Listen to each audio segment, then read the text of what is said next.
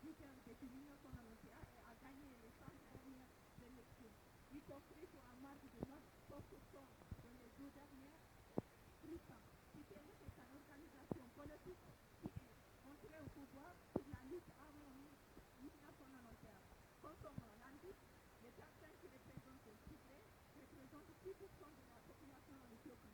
Cette organisation politique minoritaire a gouverné l'Éthiopie depuis 26 ans.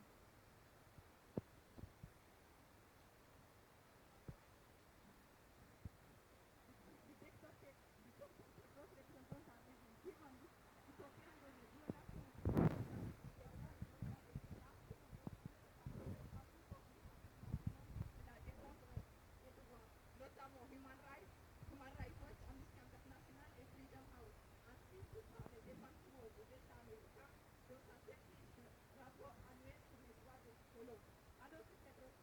Tedros était la ministre des Affaires étrangères de l'Égypte, l'Union européenne a également formulé une résolution condamnant la violation des droits de l'homme et de la démocratie et de la droite de la régime que Dr. Tedros a servi pendant une décennie.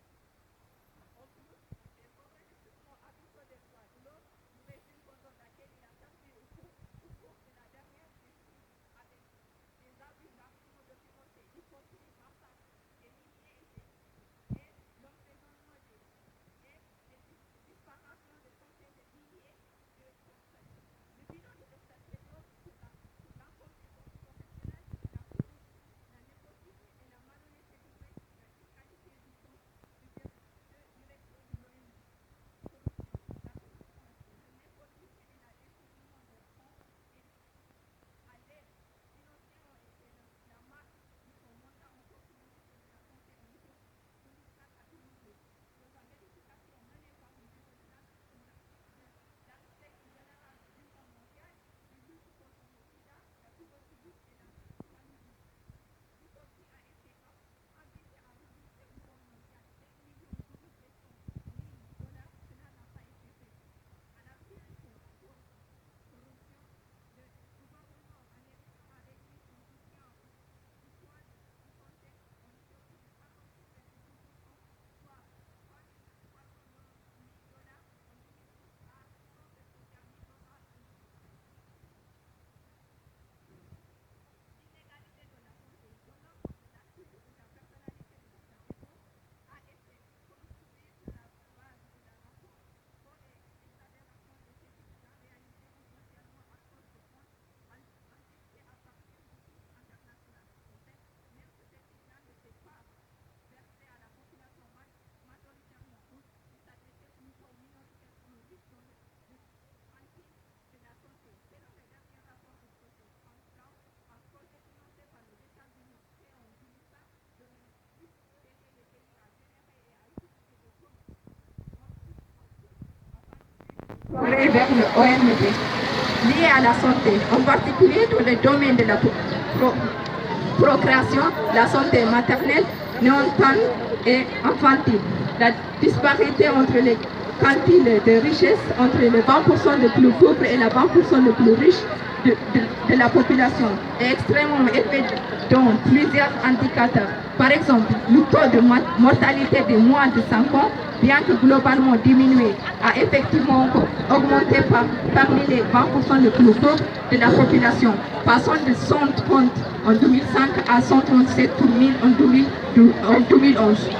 La disparité dans la couverture reste également importante dans toutes les régions administratives de l'Éthiopie et entre résidents de zones urbaines et rurales. Selon ce rapport, non seulement dans la région éloignée comme Afar et Somalie, mais aussi dans la région centrale et le plus grande d'Oromia, d'où provient 60% du PIB de l'Éthiopie. Une majorité importante reçoit donc au moins 8 interventions essentielles SMNCH, tandis qu'à Addis Abeba et la partie du Dr Tedros au nord de l'est du nord du Tedros. L'exerçant majorité des enfants reçoit au moins 6 de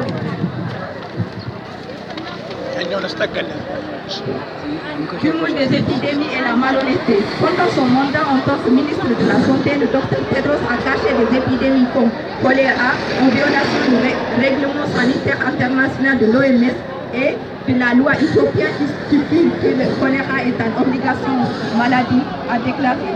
Comme il était au pouvoir de 2005 à 2012, les épidémies de choléra se sont produites au moins 4 fois, 2006, 2008, 2009 et 2011. Trois de ces foyers ont été signalés par des presses internationales, dont Reuters, The Guardian, Washington Post et tout à fait récemment par le New York Times. Le Dr Tedros est chargé de couvrir toutes ces épidémies qui ont conséquence.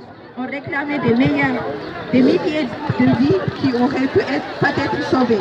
Il a également été complaisant car son régime a ordonné à l'Association internationale de Croix-Rouge et de Croix-Rouge de quitter la région d'Ogaden, qui souffrait alors d'une crise exceptionnelle, laissant de nombreux groupes vulnérables, comme les enfants et les femmes ou dangers imminents, y compris la mort et le déplacement. Système de santé socialiste et politique, les agents de vulgarisation de plus de 35 000 personnes formés pendant 6 mois et déployés en Éthiopie rurale par son bureau sont davantage des cadres politiques espionnants, des familles familiales et moins de travailleurs de la santé aident ces communautés rurales à prévenir les maladies, construire la rurale, etc. Il a également politisé le niveau supérieur du système.